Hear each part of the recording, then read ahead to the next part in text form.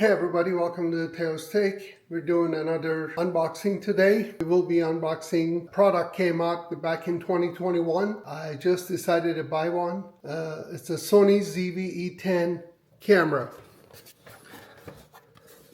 Comes in a box, super light. Let's go ahead and open this with this Leatherman tool. Okay.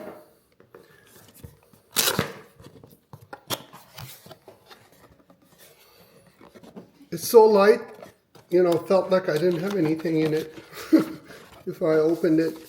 Comes with various user manuals, warranty paperwork, in several different languages, like every other camera purchase or any other purchase these days.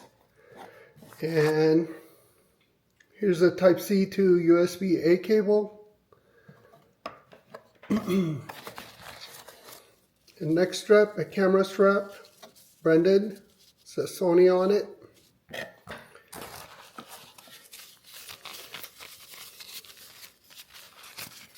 A battery, a lithium battery.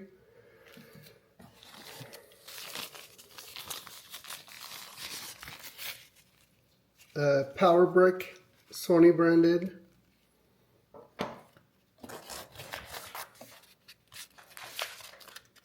Wonder what's in this.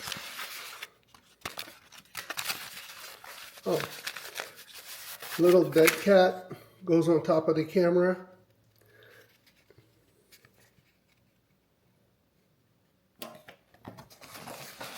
And here's the main attraction. Nothing else in the box. Let's put this box away.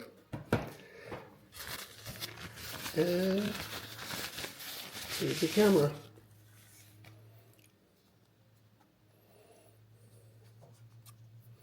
Very nice. I chose the black color one, and I got it with the kit lens. I also ordered this 16mm f1.4 Sigma lens. It's on its way. When I get that, I'll make an unboxing for that as well. Very nice. Here's the articulating screen in the back. And here's the hot shoe. Super easy. This is my first Sony camera. I've been using Lumix G85 Panasonic, which, as we all know, comes with autofocus issues and lots of cropping on the 4K. So I decided to go with one of these. Hopefully I'll produce better videos for you guys. The reason I went with this is instead of ZV-E10 Mark II, well, number one is the price, $400 more expensive than this one. And for studio environment, based on articles I've been reading, here's the microphone output. I don't see a reason of use for all those upgrades. I'll be using with the dummy battery. I really don't need a larger battery. Some people say these don't last too long, but I think for what it is, perfectly fine. I really don't need 10-bit. I don't do color coding. I don't know how to do color coding, but all in all, this is just enough for my purpose. I'm shooting with this with the DJI Pocket 3, Osmo Pocket 3. It does have 10-bit color coding, which, it really doesn't matter to me. Maybe down the road, when I'm good enough to handle that kind of stuff, I'll be happy to pick one of those up. But for right now, this is perfect for what I do. It seems like a very nice camera.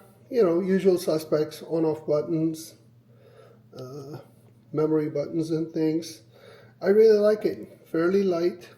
Oh, I also ordered a small rig cage for this to do attachments and things like that.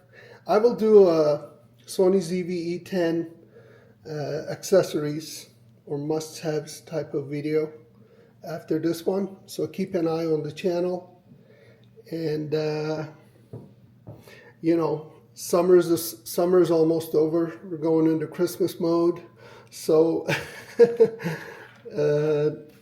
we will be needing new cameras and stuff. I'll go ahead and put a link where I bought this from for all this stuff you see here. You're more than welcome to check it out. And if you make a purchase, you'll be contributing to my channel as well with no additional cost to you.